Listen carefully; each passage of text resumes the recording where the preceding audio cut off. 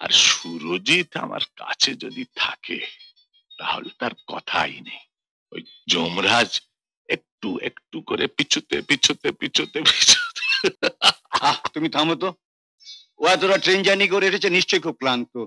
ওকে আসল কথাটা বলে ছেড়ে দাও, ও গিয়ে খাওয়া দাওয়া করে বিশ্রাম করুক, রাত অনেক হলো। শোন সুরজিৎ, আমি হঠাৎ করে তোর বিয়ে ঠিক করে ফেললাম।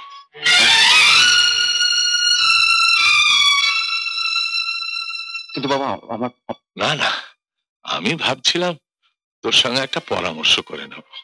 তুই বড় হয়েছিস, তোর একটা মতামতের দাম আছে বই কি, কিন্তু শরীরটা হঠাৎ এমন খারাপ হয়ে গেল না, তাই আর দেরি করতে ভরসা পেলাম না।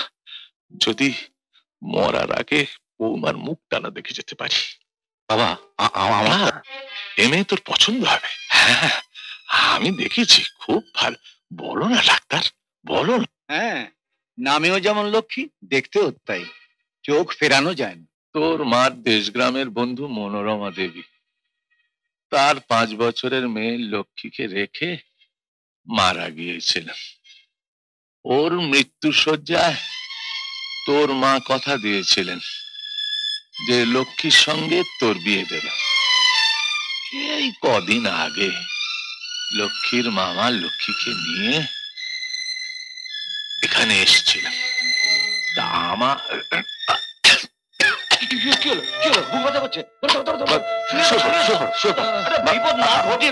দেখতে পাচ্ছি। কাকু,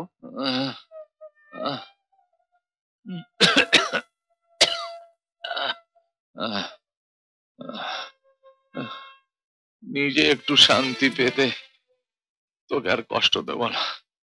তুই যা বাবা, যা, হাত মুখ ধুয়ে একটু বিশ্রাম করকে যা। যা বাবা, দেরি করিস নি, যা। তোমার শুনতে হয়তো খুব খারাপ লাগছে বাবা, কিন্তু বিশ্বাস করো, কাল মনুদার যেরকম শরীরের অবস্থা ছিল, আমার ভীষণ ভয় হচ্ছিল। তুমি যদি এই বিয়েতে রাজি না হও তাহলে মনুদা হয়তো সহ্য করতে পারবেন না এই আঘাত।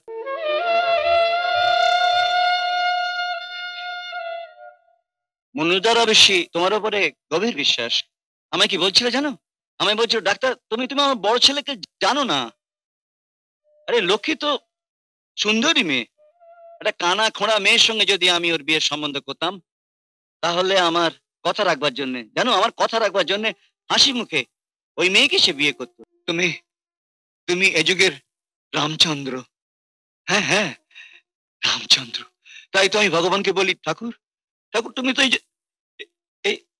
এই জন্মে আমায় ছেলে দিলে না, তা আগামী জন্মে তুমি তুমি জানো সুরজিতের মতো একটি একটি ছেলের বাবা হতে দিও, এই আশীর্বাদ করো।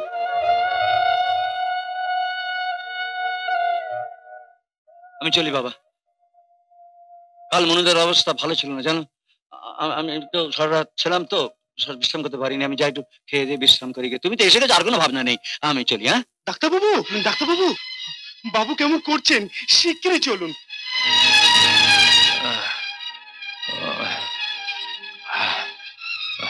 দাও ডাক্তার, ইঞ্জেকশন দাও। ইঞ্জেকশন দিয়ে দিয়ে একবারে ঝাঁঝরা করে দাও, একবারে ঝাঁঝরা করে দাও। আমার কিচ্ছু কষ্ট হবে না বাবা, যন্ত্রণা হবে না, তুমি দাও দাও। শুধু আমাকে মঙ্গলবার পর্যন্ত বাঁচিয়ে রেখে দাও, মঙ্গলবার পর্যন্ত। আমি যেন আমার মা লক্ষ্মীকে ঘরে প্রতিষ্ঠা করে যেতে পারি, ঘরে প্রতিষ্ঠা করে। শুনেছি সুরজিতের বাবা গোঁড়া ব্রাহ্মণ, তিনি কি আমাদের মতো কায়স্থর ঘরে ছেলের বিয়ে দিতে রাজি হবেন? রাজি না হলে বই গেল, বিয়ে তো হয়ে গেছে। তা তো হয়ে গেছে ঠিকই, তবে ওর বাবাকে অতি কষ্টে রাজি করিয়েছি। একমাত্র মেয়ে, একটু ধুমধাম করে বিয়ে দেব।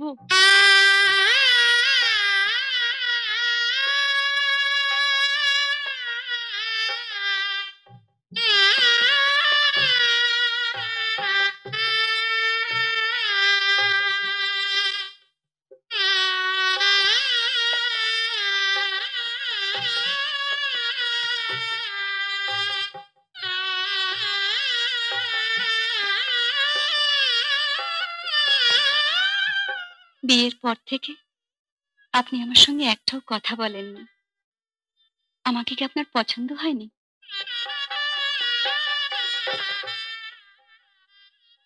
তোমার মতো মেয়েকে পছন্দ হবে না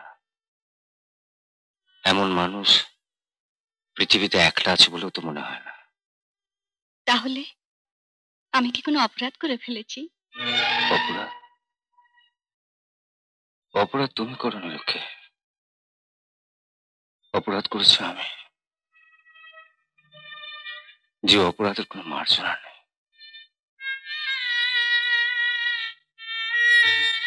তাই তো তাই তো আমি লজ্জায় তোমার কাছে আসতে পারছি না, তোমার সঙ্গে কথা বলতে পারছি না।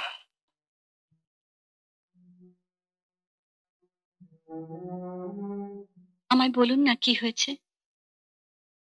তুমি তুমি সহ্য করতে পারবে না লক্ষ্যে। পারবো, আপনি বলুন। পারবে না লক্ষ্যে, পারবে না। বুকটা তো তোমার পাথর দিয়ে তৈরি নয়। ছোটবেলা থেকে আঘাত পেতে পেতে বুকটা আমার পাথরই হয়ে গেছে। আপনি বলুন কি হয়েছে, আমি সব সহ্য করতে পারবো। পারবে? পারবে সহ্য করতে? যদি বলি তোমার ফুলের মতো সুন্দর জীবনটা আমি শেষ করে দিয়েছি,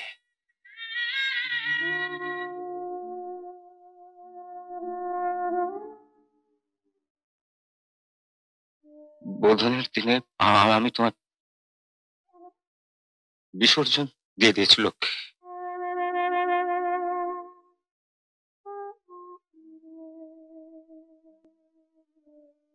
তোমাকে তোমাকে বিয়ে করার 7 দিন আগে আমি আরেকটা বিয়ে করেছি। না,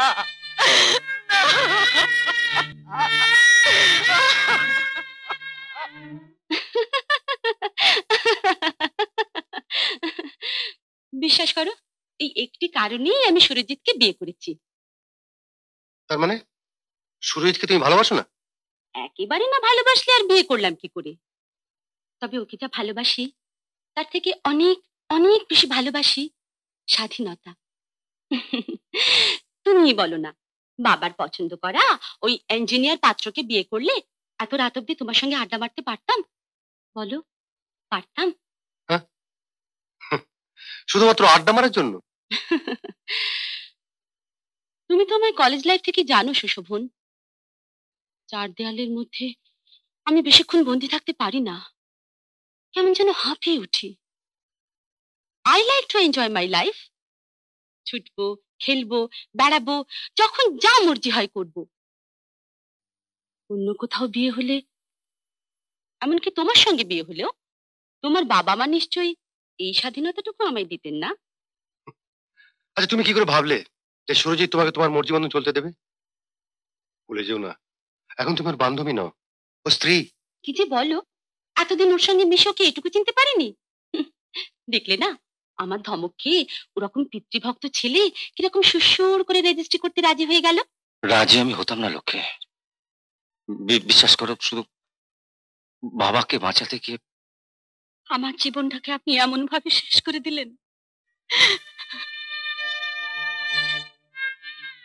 ভালোই করেছেন।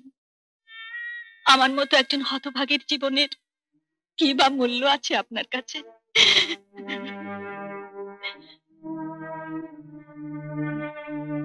জন্মেই বাবাকে হারিয়েছি, 5 বছর বয়সে মাও ফাঁকি দিয়ে চলে গেল। চলে এলাম মামার বাড়িতে। ওইটুকু বয়স থেকে দুবেলা দুমুঠো খাবার জন্য জিয়ের মতো কেটেছি। আপনার বাবা যখন আপনার সঙ্গে আমার বিয়ে দিতে রাজি হলেন, তখন বারবার মনে হয়েছিল আমার মতো হতভাগীর কপালে এত সুখ সইবে তো।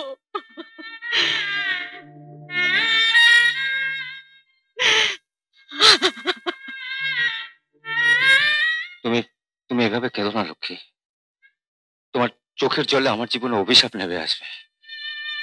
বাবাকে তাহলে বাঁচাতে পারবো না।